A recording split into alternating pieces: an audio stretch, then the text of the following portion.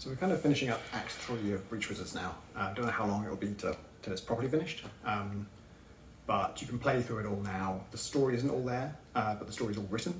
And I thought it might be a good time to talk about what the acts are, not the content, but like what an act is and how we make them, and why we do it that way. Because we've kind of figured it out now.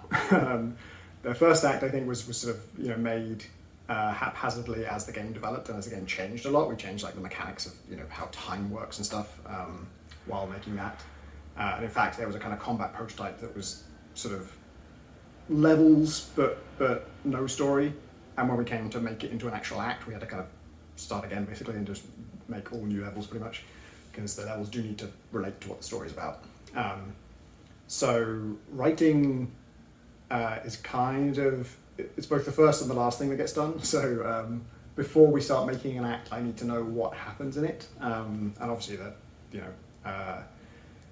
the game has an overarching story, and that was,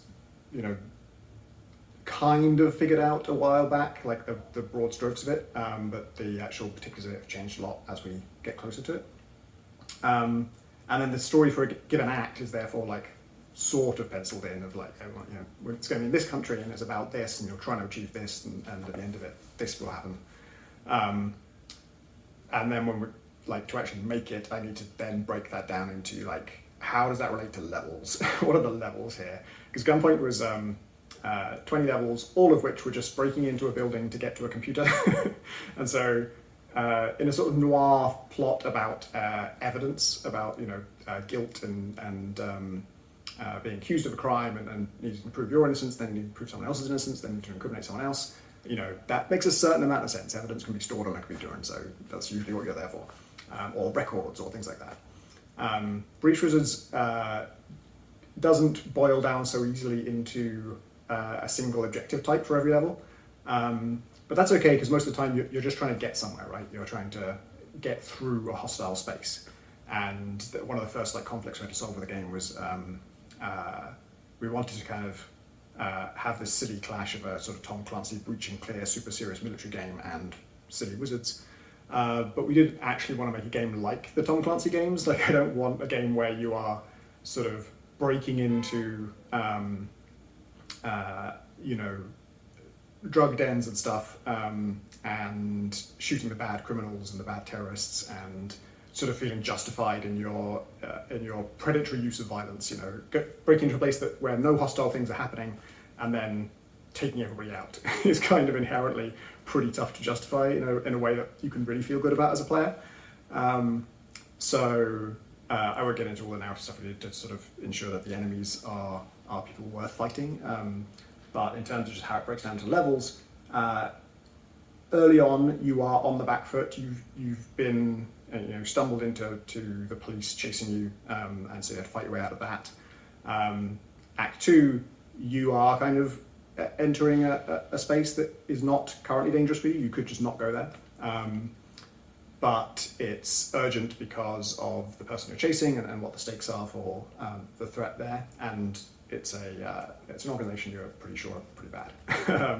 So figuring out how the broad strokes breaks down into missions. A mission is a series of levels. So each sort of room-ish, sometimes there are multiple rooms, but each encounter, each contained fight is a level. And then 4 of those will be a mission. And I don't need to come up with a different objective type for each level, for each a story justification for every level in the mission, just the overall mission, what are we trying to do here?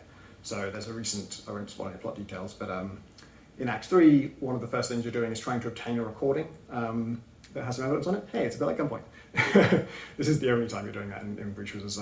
And the mission after that is about broadcasting that recording. It's something you want to get out to the public, but it's there's difficulties in doing that, and so you need to get into a broadcast center to do it there. So that's all you need from the plot logic point of view. But I do need to know all the factions involved and all the people you're going to run into and that kind of stuff. What are their motives and why does it make sense for them to be doing this? And I just need that to make enough sense that we can say, okay, we're definitely making these levels, we're making these missions.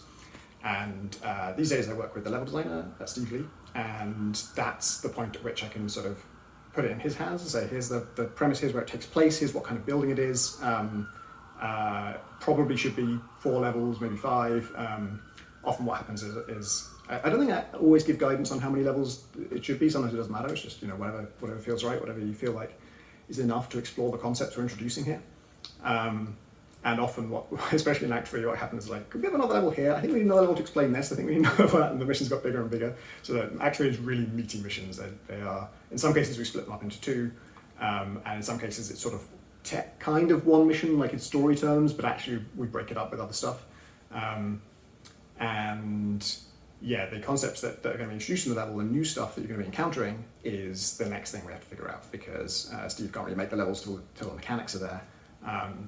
And if we're introducing a new wizard, which we are in every act, then they will have a bunch of abilities and stuff. Usually that's the most figured out thing. Is that true? Maybe it's not true.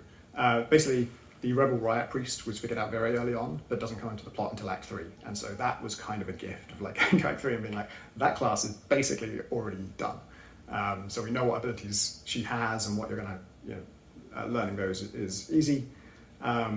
But what new enemies you're going to face. This is like the biggest thing, I think, one of the biggest things that has made Breach Wizards take longer than it sort of seemed like it would on paper, is I knew I was making a content game, and I knew from making Gunpoint that content does take time, but also that like Gunpoint compared to Heat Signature, Gunpoint was way faster, partly because we just figured out what the mechanics are and what the game design is, and then just filled in the content, like just made levels about that.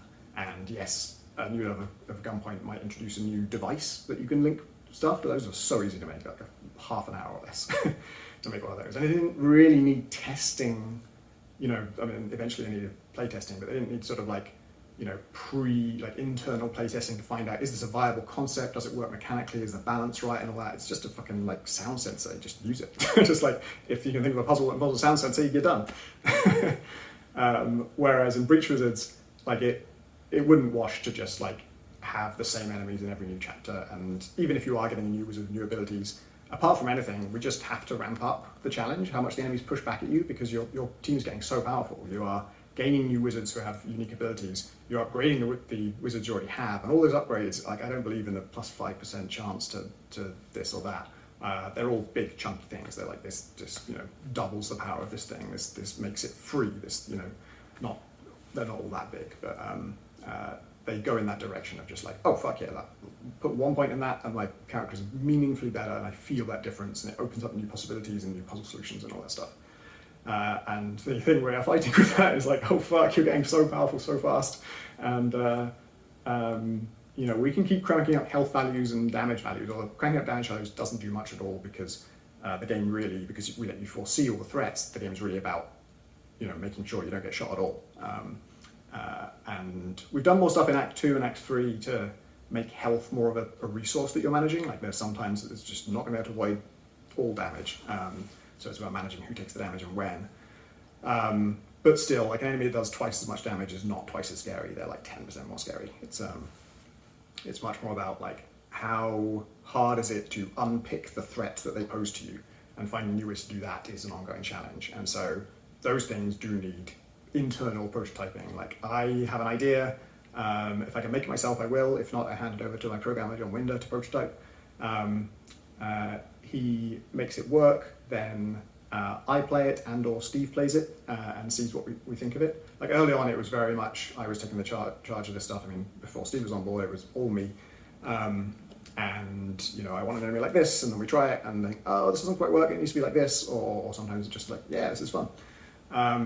These days, because I have way too many jobs and Steve is here and he's making the levels, I'm deferring to him more of like, here's an idea I have, we discuss the ideas, then John Winder might build them, and then often I'll just let Steve be the one to find out if it works at all. And if he has problems, then I'll look into them, and if he likes it, then I'll check it over. But it's less me driving those things now. Although maybe more at the concept stage when we're discussing it, it tends to be, I have pretty sort of strong feelings about, enemies that go in this direction I think are more promising, enemies that go in that direction are less promising, that kind of stuff. So that's, we're actually kind of at that stage with Act 4 right now. So Act 3 is not entirely done, but because Steve is done with his level design work on it pretty much, he's itching to work on Act 4, so I need to come up with enemy concepts for Act 4 so that he can be playing around with those. And yeah, that takes time. It takes time to figure out whether an enemy serves a purpose in level design. You know, does this help us do something we couldn't do before? Does it pressure the player? Does it make the player change the way they play? That's the key thing. When thinking about Act 4 enemies, now that we're this deep into the game, Act 4 is the last act, you know, I'm sort of done with enemy types that would just, you know, add a new thing they would do to you on their turn if you let them live that long enough. That, I think, has limited value at this point, because we've done that a bunch. There's a load of different things the enemies can do to you on their turn, but really the game is about stopping that from happening. And so just having a new reason that you want to stop that from happening doesn't change the way the player plays, really, because it's still, you're already trying to stop them shooting you. Now you're trying to stop them sort of shooting you and applying a debuff, like, who cares? Okay, it's more important, but you could just, that's not really that different, just increasing the damage values or something like that. Or making it like a critical objective that no one gets downed or something like that. Like, it just doesn't really fuel interesting gameplay.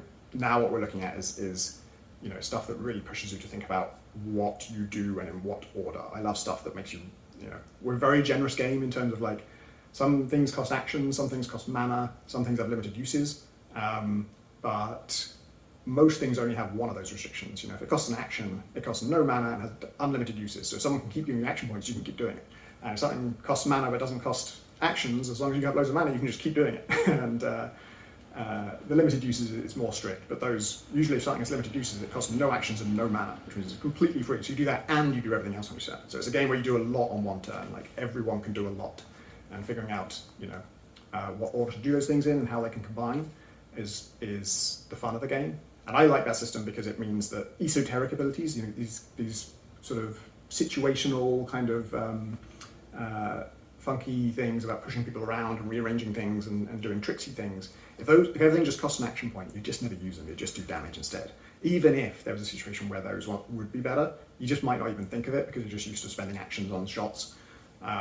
So we really want to get away from that and make sure, like, okay, you can always spend your action point on your shot if you like, and you can spend action point and some mana to do some more fancy attack. But this, you know, one ability is called Death's Door, and it creates a portal in a wall that then you can push people through like it's a window, and it just gets rid of them. So it's super powerful if you're in the right situation for it, and it just has limited uses, and that's it. That's the only cost. So anytime it's useful, you should use it because there's no other downside. The only thing you spend is using that, and their uses are replenished every level, not every mission, but every level. So especially when you're coming towards, you know, closing out the objective, you know, you don't have to save these up. You can spend them right now. So yeah, I like that.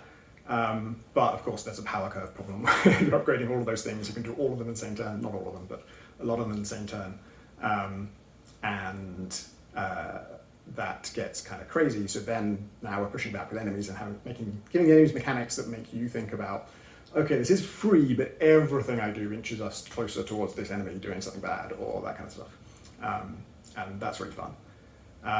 For Act 3, we had all this stuff figured out quite a long time ago, so like then it's Steve making the levels and then me playtesting the levels. And only once those are all in place and feeling pretty solid do I start writing the act. And of course, art is happening in parallel to this. Generally, the nice thing about the structure of our game is that it's not really, we can make the level without the art. You know, it can be in a different tile set. It could even be in bare bones tile set if we wanted, but we've never had to do that. So everything just plays the same, and it will just look way better when John does the art, but also John's incredibly fast, so we usually have the art before we're ready to start making the act. So that stuff is very nice and uncoupled. This is kind of what you want in game production, is as much as possible for people to be able to just get on with their own work and not be held up by anybody else.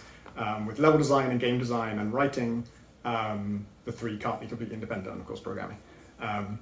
There has to be some if this then that kind of stuff, but we generally, you know, the process is fairly low on log jams, especially like I'm never held up by anybody. Structured such that I'm never waiting on anybody to do anything because I have so many jobs that I can be doing something else, and also I'm just, because I have so many jobs, I'm doing my jobs at a slower rate than everybody else, so they're always ready for me and I'm not always ready for them. So that's, you know, why I'm prototyping Act 4 stuff while working on Act 3, is so that Steve can keep working. Yeah, and then actually writing the dialogue at that point I know what the gist of the mission is and what's going to be happening roughly, and in some cases we do break it down level by level, because there's especially in Act 3 there's some really kind of special case levels that introduce some fun stuff. And yeah, writing Act 3 was what I did kind of end of last year, and a little bit over the break, and coming back, like finishing off all the script for that was my biggest job. And that's always pretty fun, because I like writing dialogue. It's all dialogue, there's no sort of, narrative, no narrator, I guess, or like codex entries and that kind of stuff. It's all dialogue, and even when you go to the map screen, you're piecing together conspiracy, and there's all these things you can connect, and each one has a description, and the way they relate and stuff is all written out. There's details on all those things. It's the closest thing we have to a codex. You can kind of drill down into what is the chapel and who are we actor. But all of that is written by Jen, one of the characters in the game, so it's still writing dialogue, kind of. It's in her voice. And other characters can chime in by sticking post-its on what she wrote to disagree with it, or stuff like that. So it's still really character-driven and fun to write. And then in Breaches, we also have this thing called chats, which are conversations that happened during your story, during the campaign, but we don't stop the campaign and force you to play through them. They just unlock as you pass them. So like, you can pop up things saying, hey, these new chats are unlocked, you can play them through now, they're branching conversations. Or you just come back to them whenever you kind of feel like it, because for most of the time we are trying to pace, okay, big meaty mission, we should have some talking afterwards, and then lots of talking shit, we need to break it up with a mission.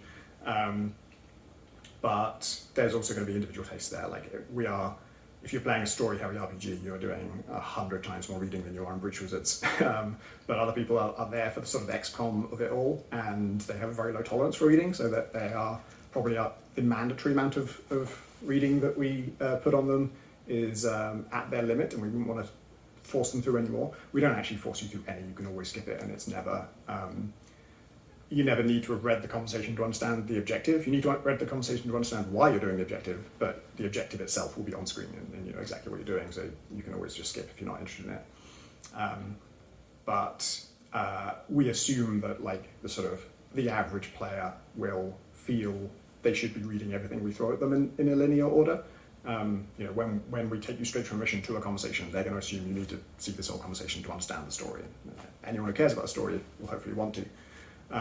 So we have to be careful about how much we jam into the critical path, like all these incidental conversations that are just kind of flavor text. I prefer to have those as optional extras that you can, if you're interested, you can go into it. And some people do that with the branching dialogue, where it's like you're at this conversation hub and you could ask about this, you could ask about that, you could ask about this, or you could just move on. And we have a bit of that like within a conversation, but I don't like to go big on that. I don't think there should be big. If you have a lot to say about the chapel, if there's a rich backstory and all this other stuff, putting that in a branch of a dialogue tree like that, where there's a move on option, is kind of pressuring to the player, and it puts them in an uncomfortable position where if they say move on, they can never access that info. That info's gone, and so they feel like, oh god, I better read all these because I might not get another chance to ask, and it might be important later.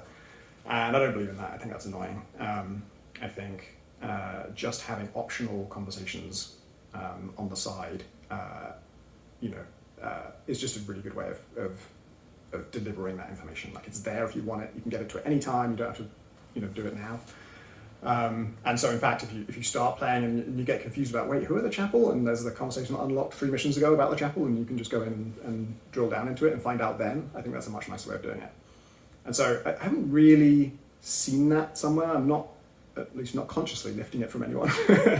Obviously, the 2 ways that RPGs often do it is like a codex, where like at any time you can look it up. It's great, you can look it up any time, but those tend to be, Wikipedia-like. They are a bit personality-less, a bit uncharacterful. Whereas all our stuff is dialogue. Everything is coming from a character in the game, and you have this colourful cast of characters that you get to know, and 2 of them discussing a topic in this world, I think, is way more interesting than reading the facts about the world, especially because actually it's all about perspectives, and it's all about different nations and different cultures having their own views on things. One of the things I wrote most recently was Jen, who is from the DSR, writing the description for the chapel, who is the religious dictatorship that run the country of Kalan. You're in Kalan when you're doing this, and you're working with a Kalani resistance person, the Rebel Riot Priest. And she is getting she's doing like an earnest attempt to be give a fair history of this institution, but of course she's making much mistakes. She's a foreigner trying to guess at this stuff, and so Dahl, the Rebel Wire priest, is like adding all these posts. Nope, that's not true. Actually, they're committing atrocities back then. Actually, no, that's not true. This wasn't always the religion used in 1971. It was this. And there's a little note from Jen saying, "This is why I asked you to write this one," because that character would not want to like write the Wikipedia entry on their own, not even on their own country, but on the institution they're fighting. Like, I don't want to be the biographer for them. But then when someone else gets it wrong, you're like, fucking, no, that's wrong. So it's all about that kind of thing. Like there is no Wikipedia entry on this thing. There is no sort of like single source of truth, and that's half the fun of it. And then of course, like a bigger RPG, you have NPCs off to the side who you can go and talk to about stuff. And you know, it's something like Dragon Age Inquisition. I think that is what I'm thinking of, let's say in an RPG where you're sort of you're on a big journey and you're traveling across a country, and so you're not necessarily going back to the same locations again. There is still that sense of missed opportunity. Like if you don't talk to this character at this point, you won't get that dialogue. Even in Mass Effect, actually, like, you know, somebody wants to talk to you. If you don't talk to them then, you're not getting that dialogue later. Like there might be some generic stuff like talking to ED about the ship and things that sort of like, again, it just feels like a Wikipedia entry. So yeah, that combination of like, it's characterful, it's coming from a character, it's there, you know, a lot of stuff is not glossary terms. It's not like, what does this mean? It's, you know, hey, you know, given the revelation that happened in Act 2, that completely changes our interaction from Act 1. And they're not doing it with these terms, of course, but just to avoid spoilers. We need to talk about this. Like, shit, this means that you weren't doing what I thought you were, and when I interrupted you, this means this other thing. And so thrashing that out is something those characters need to do, but it doesn't need to happen in the critical path. It doesn't need to be like, we can't do this mission yet, we've got to talk about this thing.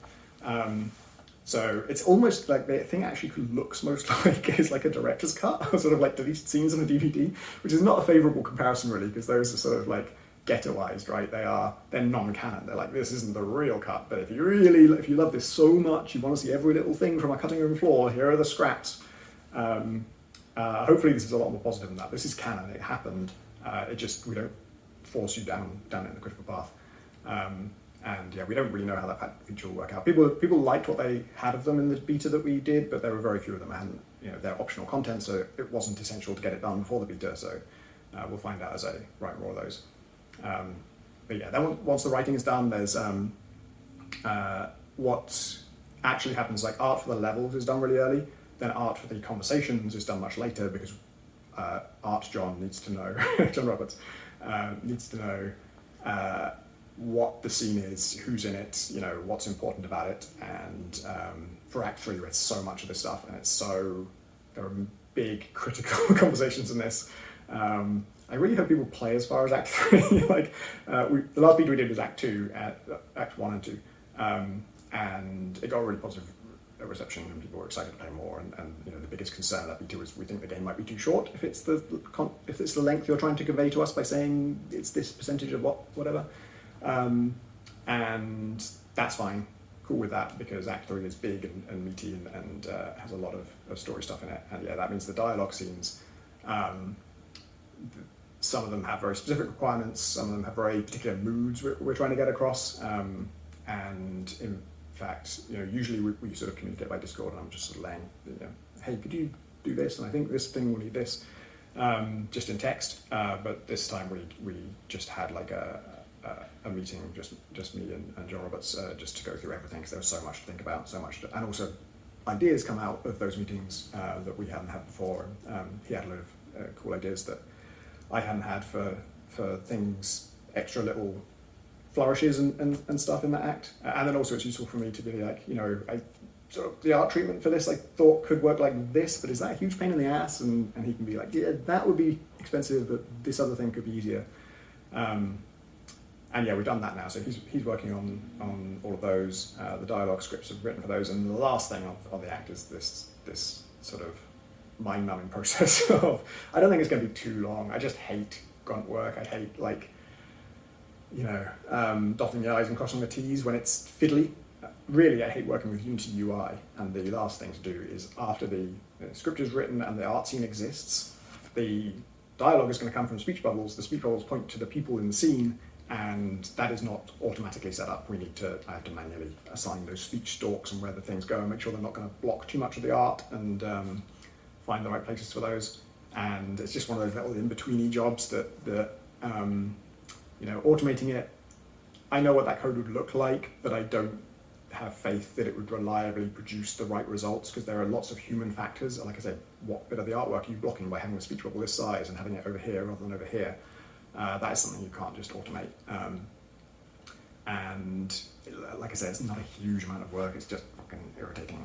It's just a lot of dragging prefabs around and worrying about inheritance and this thing that, shit, that's actually a variant of this, not that, or like I changed this and not that this thing's changed.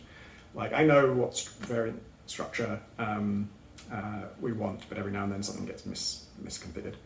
And then there's just things that fucking piss me off about Unity. Unity's prefab stuff and UI, especially in the context of UI, the two really fight each other, where for some reason the size of something is not considered one of its like core values that the prefab can authoritatively determine. So like instances of prefabs keep defaulting to 0 size, and it drives me crazy. And yeah, that's just a shitty bit of work that I've got to do next for Act 3. But in the meantime, dabbling with this wild Act 4 stuff is a nice like counterpoint to that. And I'm excited about how that will shape up. I'm mostly excited about how Act 3 is shaped up, actually. I think it's really feels like a game that kicks into gear, Act 2 already has a kind of big punchy narrative moment that people reacted really well to in the beta. And I think Act 3 has a bunch of those. And so, yeah, I'm excited to see how that goes down.